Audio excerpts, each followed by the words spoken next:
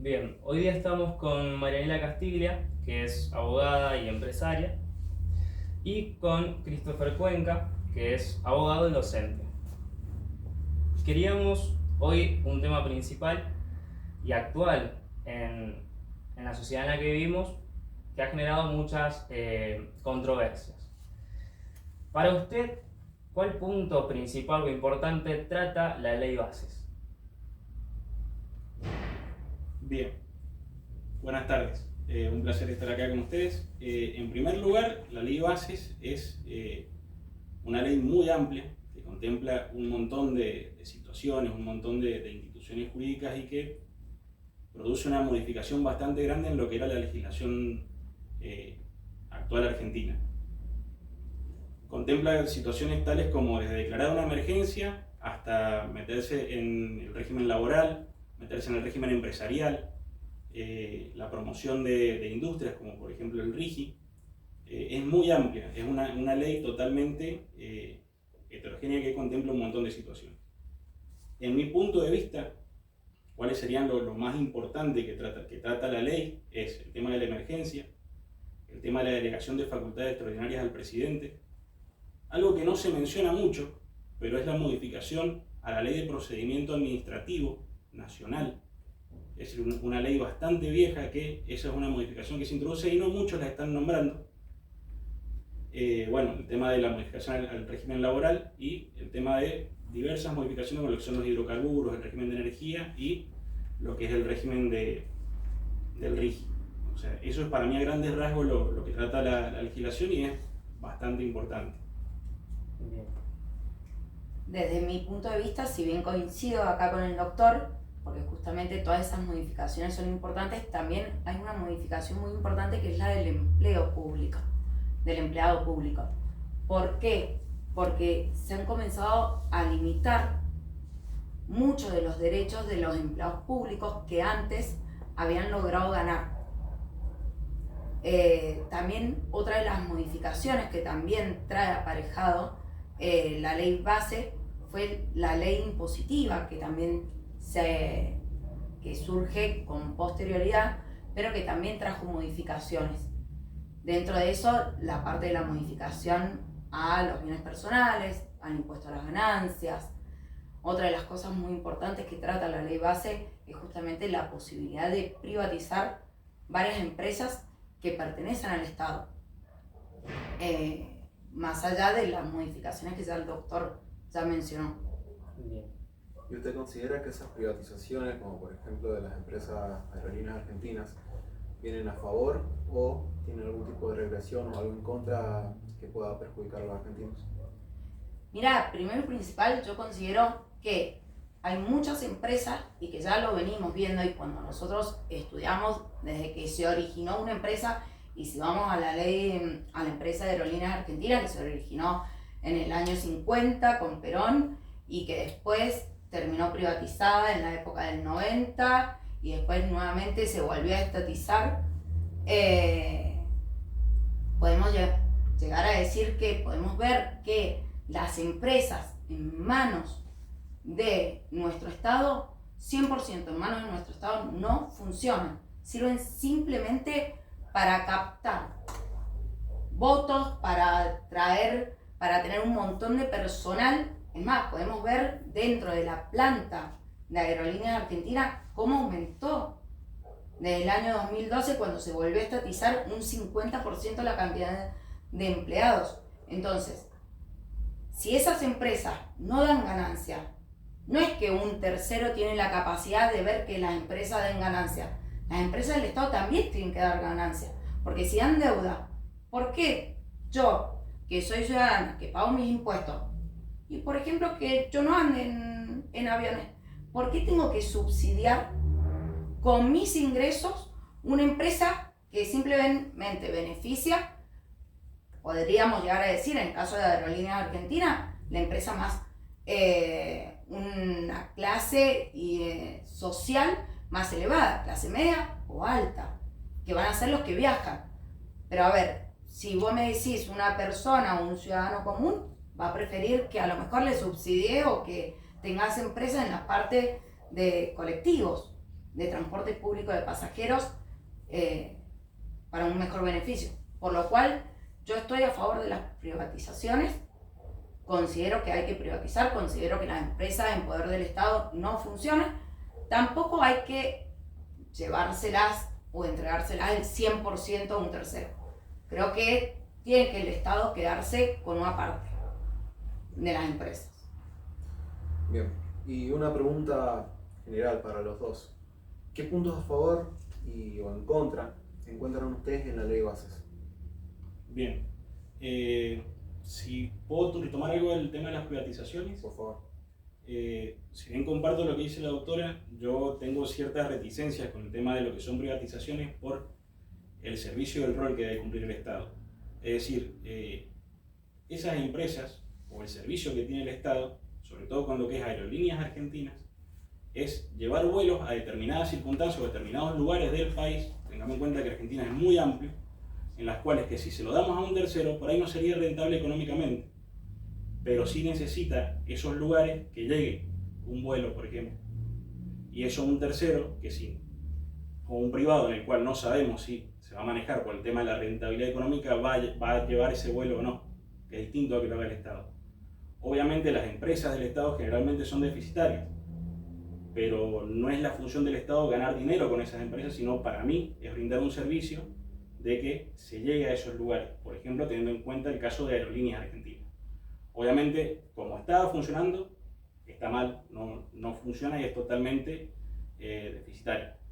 Se tenía que hacer algo. No sé si el tema era la privatización completa o no, y ver cómo se hace, pero yo siempre tengo ese recelo de decir, bueno, el tema de aerolíneas es ver qué pasa con esos lugares a donde no es rentable económicamente llegar, pero sí se necesita el servicio. Bien. Yo quiero retomar con la introducción que usted hizo sobre este punto principal, no sé, sí, que usted tomó como principal y que es algo que está olvidado, algo que está lleno de tierra, por así decirlo, que es sobre la mención a la ley de procedimientos.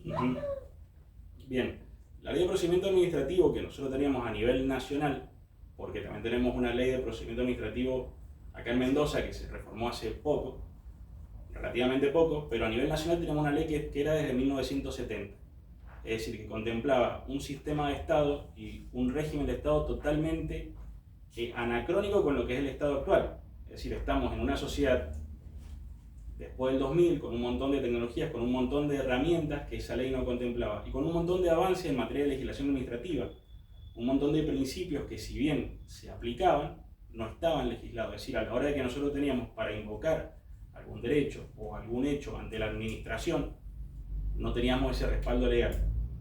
Ahora se contemplan en la ley principios, se contemplan situaciones como por ejemplo el tema del silencio de la administración, la denegatoria tácita, la denuncia de ilegitimidad. Es decir, un montón de situaciones que estaban ahí dando vuelta, pero no teníamos muy bien a qué aferrarnos. Ahora sí está. Y eso me parece importante porque es un gran avance en lo que es el procedimiento administrativo. Bien. Ok, ahora, en cuanto al tema de los trabajadores, usted como abogado empresarial me puede contestar esta pregunta. ¿Usted cree que la brecha salarial puede ampliarse o disminuirse con esta nueva ley bases? Mira, esta nueva ley base, si bien trae modificaciones en el ámbito laboral, y podemos llegar a decir que, o la mayoría se cree que son modificaciones a favor de las empresas, la realidad es que primero que falta la reglamentación, para ver primero si al empresario le va a convenir contratar o no contratar. Podemos decir, sí, van a gozar con determinadas garantías los empresarios en caso de que se reglamente el fondo de cese, van a gozar con un buen respaldo en el caso del periodo de prueba, porque se va a ampliar ese periodo de prueba. Pero ahora, ¿al empresario le va a convenir o no le va a convenir? Primero tenemos que ver la reglamentación que todavía no sale, primero principal, para ver si va a ser viable la aplicación o no. Por el otro lado, no había una reducción impositiva. Entonces, al no haber una reducción impositiva, eso trae aparejado a que realmente las empresas que se les complica llegar a fin de mes para pagar los salarios que van aumentando, con todos los gastos que cada vez aumentan, difícilmente vayan a poder pagar. Sumado que si incorporan nuevos trabajadores, además de todo ese gasto impositivo que tiene que afrontar la empresa, va a tener sumado el porcentaje del fondo de cese. ¿Y con qué plata? Si no están resultando. Está hoy en día los comercios y la estabilidad comercial se encuentra, queramos o no, se encuentra parada, se encuentra estancada. Posiblemente, y todos tenemos fe de que va a salir. Y ponemos el apoyo y las empresas, y te lo digo yo como de empresaria, que tengo en mi familia con empresas y todo, sí, seguimos apoyando. Pero vos decís, ¿vas a contratar? No, hoy en día no. Si yo la respuesta es hoy, la ley base te permite el contratar, no te habilita el contratar. Porque no había una reducción impositiva. Y ante su vista jurídica, ¿en realidad se habilita a contratar ese no diría módulo, pero sí esa forma nueva de que regule esta ley bases, el contratar y despedir? Tampoco, es decir, o sea, la ley bases está bien en algunos sentidos, pero generalmente, y todas estas modificaciones tienen que ir acompañadas por otras leyes que van complementando esa situación. Es decir, no es que con la ley bases la sacamos, listo, ya está perfecto, no. Falta la reglamentación y faltan otras legislaciones que se van acomodando con esta ley base, porque si tenemos esta modificación, tenemos todo un sistema que está regido con otra ley, que no es la ley base. Entonces hay que ir acomodando todas las otras circunstancias a la nueva ley que se ha sacado. Entonces, como está hoy en día, pienso igual que la doctora que no se puede. Bien. ¿Ustedes consideran, supongamos, si nos situamos en 2007 hasta el día de hoy, que el empleo informal ha aumentado frente al empleo formal que ha disminuido? ¿Ustedes consideran que la ley bases ha sido necesaria o ha sido un simple acto político para atraer votos o para atraer popularidad? No sé si habla el doctor o hablo yo. Cualquiera. Vamos por parte, empiece. Yo considero que traer votos, no, esto no te trae ningún voto. Empezamos desde ahí. Traer popularidad por ser la ley del presidente que acaba de ingresar, ponele que la aprobación le haya dado un punto al presidente Milei. Pero yo no creo que vaya a tener más apoyo. Acá hay que verlo en la práctica. Esto recién comienza, es una ley que recién ha salido publicada, que si bien ya ha comenzado a regir, pero faltan las reglamentaciones como hablábamos recién. Cuando vayamos a la práctica y cuando el tiempo pase, no, vamos a encontrarnos de que si la ley base, ¿cuáles han sido esas modificaciones que han sido fructíferas y beneficiarias para todos los argentinos? ¿Y qué modificaciones han sido necesarias, no han surtido su fruto, o han sido retrógradas o no han venido a ayudar?